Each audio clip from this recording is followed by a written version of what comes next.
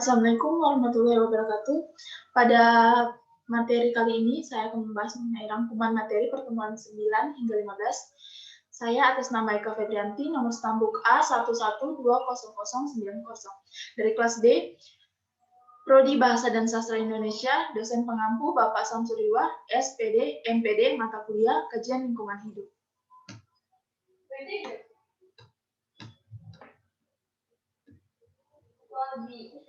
Pertemuan ke-9. Yang pertama, kriteria kawasan konservasi. Kriteria umum penetapan kawasan konservasi. Kriteria dalam memilih calon lokasi konservasi. Yang pertama, kriteria ekologi, sosial, ekonomi, regional, dan pragmatis. Fungsi penetapan kawasan konservasi. Yang pertama, sebagai perlindungan sistem penyangga kehidupan. Yang kedua, pengawetan keanekaragaman jenis tumbuhan dan satwa beserta ekosistemnya. Yang ketiga, pemanfaatan secara lestari sumber daya alam hayati dan ekosistemnya. Tahapan perencanaan kawasan konservasi. Yang pertama, identifikasi isu, pengumpulan dan pengelolaan data, penyusunan profil kawasan konservasi, penyusunan rencana strategis calon kawasan konservasi, penyusun rencana zonasi calon kawasan konservasi, penyusun rencana pengelolaan calon kawasan konservasi, penyusun rencana aksi calon kawasan konservasi. Pemanfaatan kawasan konservasi. Yang pertama, hendaknya pemanfaatan sumber daya yang berkelanjutan berwawasan lingkungan melindungi zona yang sensitif. Yang kedua, pemanfaatan diatur dalam zona tertentu sesuai peruntukannya. Yang ketiga, sistem zonasi sesuai dengan RPP KSDI dan Permen 17 tahun 2008.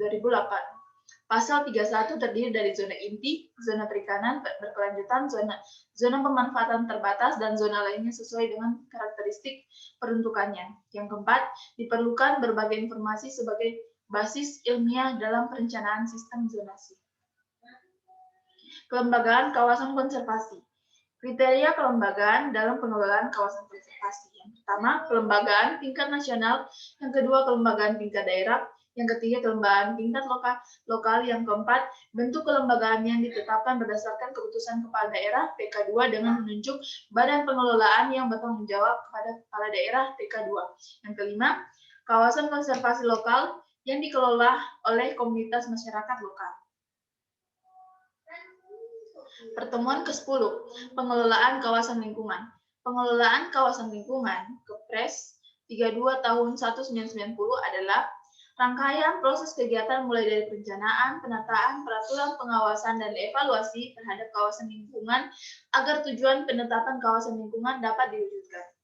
Tujuan dan sasaran pengelolaan kawasan lingkungan. Yang pertama, tujuan pengelolaan kawasan lingkungan adalah untuk mencegah timbulnya kerusakan fungsi lingkungan hidup. Yang kedua, sasaran pengelolaan kawasan lingkungan adalah bagian A, mempertahankan dan menjaga fungsi lindung hutan terhadap tanah, air, iklim, tumbuhan, satwa, serta nilai sejarah dan budaya bangsa. Bagian B, mempertahankan keanekaragaman tumbuhan, satwa, tipe ekosistem, dan keunikan alam. Dilihat dari fungsinya, pemerintahan membagi kawasan lindung menjadi 4 jenis kawasan lindung. Meliputi yang pertama, kawasan yang memberikan perlindungan kawasan di bawahnya. Yang kedua, kawasan perlindungan setempat. Yang ketiga, kawasan suaka alam dan cagar budaya. Yang keempat, kawasan rawan bencana. Kawasan suaka alam dan cagar budaya. Pasal 6, kawasan suaka alam dan cagar budaya terdiri dari 1. Kawasan suaka alam. Yang kedua, kawasan suaka alam laut dan perairan lainnya. Yang ketiga, kawasan pantai berhutan bakau. Yang keempat, taman nasional, taman hutan raya, dan taman wisata alam. Yang kelima, kawasan cagar budaya dan ilmu pengetahuan. Yang keenam, kawasan rawan bencana. Kawasan rawan bencana alam, perlindungan terhadap kawasan. Yang pertama, perlindungan terhadap kawasan rawan bencana alam dilakukan untuk melindungi manusia, kegiatan dan bencana disebabkan oleh alam maupun secara tidak langsung oleh perbuatan manusia. Yang kedua, kriteria kawasan rawan bencana alam adalah kawasan yang diidentifikasi sering dan berpotensi tinggi mengalami bencana alam seperti letusan gunung, gempa bumi, dan tanah longsor. Pengendalian kawasan lingkungan. Dalam rangka pengendalian kawasan lingkungan, maka beberapa hal berikut ini tidak boleh dilakukan. Yang pertama, dalam kawasan suaka alam dan cagar budaya dilarang melakukan kegiatan budidaya apapun kecuali kegiatan yang berkaitan dengan fungsinya dan tidak mengubah bentuk alam, kondisi penggunaan lahan, serta ekosistem alami yang ada. Yang kedua, kegiatan budidaya yang sudah ada di kawasan lindung yang mempunyai dampak penting terhadap lingkungan hidup dikarenakan ketentuan-ketentuan yang berlaku sebagaimana dimaksud dalam peraturan Pemerintahan Nomor 29 Tahun 1986 tentang analisis mengenai dampak lingkungan. Apabila menurut analisis mengenai dampak lingkungan, kegiatan budidaya mengganggu lindung harus dicegah berkembang dan fungsi sebagai kawasan lindung dikembalikan secara bertahap. Pertemuan ke-11, pengelolaan sumber daya alam dan pembangunan berkelanjutan. Yang pertama, lingkungan hidup. Kesatuan ruang dengan semua benda, daya keadaan, dan makhluk hidup, termasuk manusia dan perilakunya, yang mempengaruhi kelangsungan perilaku, disiplin, dan kesejahteraan manusia serta makhluk hidup lainnya. Undang-Undang Nomor 32 Tahun 2009. Yang kedua, sumber daya alam. Secara unsur lingkungan, biotik maupun abiotik, yang bermanfaat dan digunakan oleh manusia untuk memenuhi kebutuhan dan keinginannya, baik kebutuhan primer yang bersifat lahiriah, pangan, sandang, dan papan, kebutuhan sekunder yang bersifat batiniah, estetika, maupun kebutuhan tersier, dan seterusnya, yang lebih bersifat hobi atau pengembangan bakat. Yang ketiga, klasifikasi sumber daya alam berdasarkan sifatnya. Yang pertama, tidak dapat diperbaharui. Tembaga, besi, emas, batu bara, minyak, dan lain-lain. Yang berikut dapat diperbaharui, hutan, hewan, air, tanah, dan lain-lain. Yang keempat, prinsip ekosistem. Yang bagian A, adanya keanekaragaman. Bagian B, adanya saling keterkaitan dan saling ketergantungan. Bagian C, adanya keteraturan dan keseimbangan yang dinamis. Bagian D, adanya keharmonisasi dan stabilitas. Bagian E, adanya manfaat dan produktivitas. Yang kelima, prinsip pengelolaan lingkungan hidup adalah pencegahan dan penanggulangan terhadap penurunan dan kerusakan kualitas lingkungan akibat ketergantungannya atau rusaknya tatanan ekosistem. Yang keenam, aspek pengelolaan lingkungan dan perlindungan ekosistem. Bagian A, kebijakan penataan. Bagian B, pemanfaatan. C, pengembangan. D, pemeliharaan dan pemulihan. Bagian E, pengawasan dan pengendalian. Bagian F, penegakan hukum lingkungan. Yang nomor 7, komponen lingkungan terdiri atas fisik, kimia, yaitu air, tanah, udara, dan kombinasinya. Bagian B, biologi, flora dan fauna serta mikroba. Bagian C, sosek dan sosbud. Bagian D, kesikmas, kesling, dan kemas. Bagian nomor 8, pembangunan proses pengelolaan sumber daya alam dan lingkungan untuk memenuhi kebutuhan manusia agar kehidupan sejahtera, lahir dan batin. Nomor 9, pembangunan berkelanjutan. Proses pemanfaatan sumber daya dan lingkungan untuk memenuhi kebutuhan manusia untuk generasi saat ini dan generasi mendatang agar hidupnya sejahtera serta kelestarian fungsi lingkungan tetap terjamin dan terjaga, kualitas lingkungan tidak rusak atau turun. Prinsip pembangunan berkelanjutan. Pada konsep pembangunan berkelanjutan terdapat beberapa prinsip penting, yaitu yang pertama, pembangunan harus memenuhi kebutuhan masa kini tanpa mengorbankan hak pemenuhan kebutuhan generasi yang akan datang. Berikutnya, pembangunan harus tetap memperhatikan ekosistem yang ada sesuai dengan kemampuan daya dukung sehingga tetap terjaga dan kualitas lingkungan tidak mengalami penurunan lestari. Yang berikut, setiap kegiatan pembangunan harus selalu mewujudkan kepentingan kelompok atau masyarakat lain dimanapun berada, serta mengindahkan keberadaan kehidupan sekarang maupun kehidupan yang akan datang. Yang berikut, pembangunan berkelanjutan bertujuan untuk meningkatkan kualitas hidup manusia dalam segala aspek baik fisik, rohani, sosial, budaya, dan jangka panjang, dengan tidak memboroskan dan tidak merusak sumber daya alam yang ada, serta tidak melampaui kapasitas dan daya dukungnya.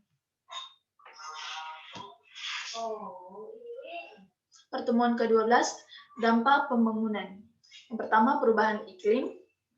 Perubahan iklim dampaknya yaitu perubahan pola curah hujan, peningkatan muka air laut, kepunahan spesies, suhu tinggi, es kutub menyusut, badai kuat Herr Charles, gelombang panas, penyebab penyakit dan kerugian ekonomi, pergeseran habitat, kebakaran.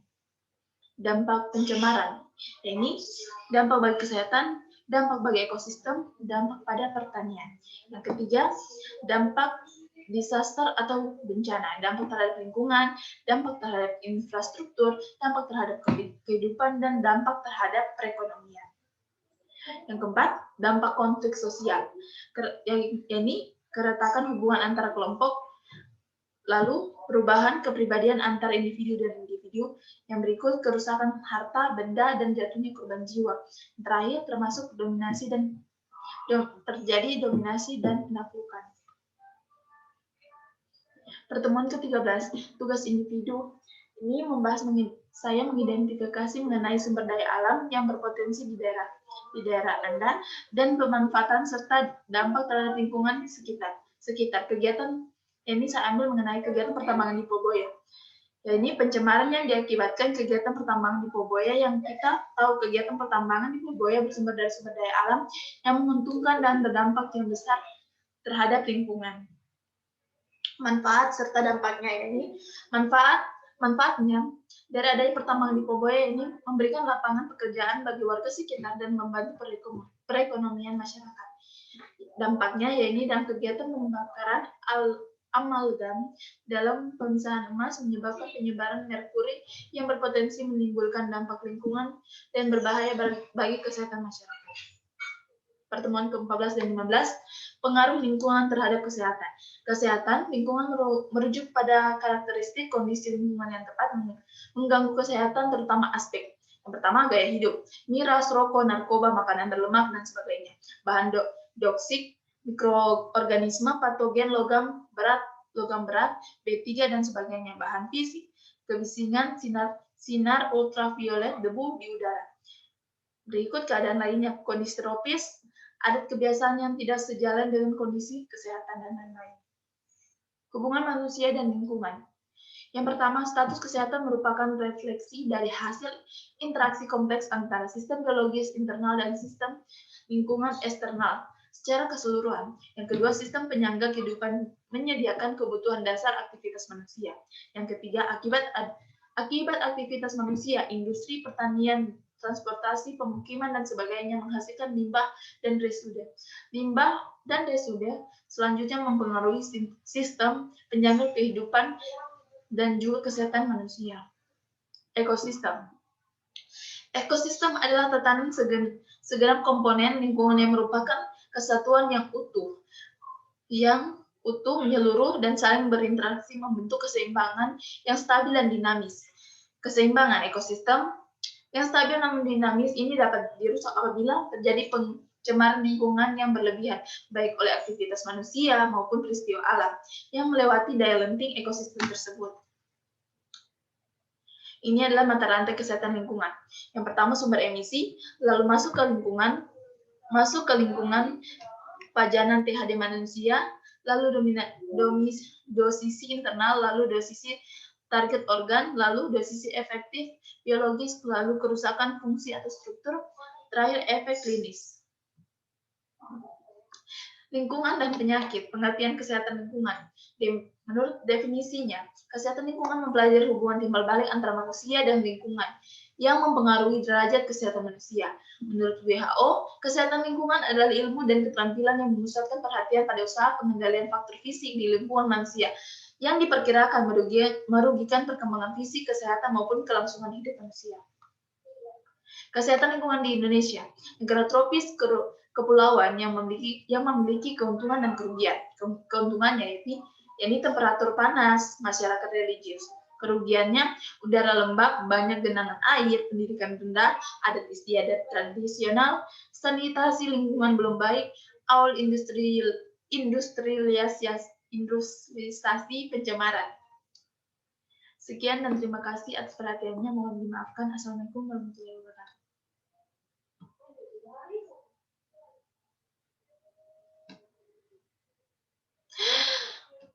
Indah, ya.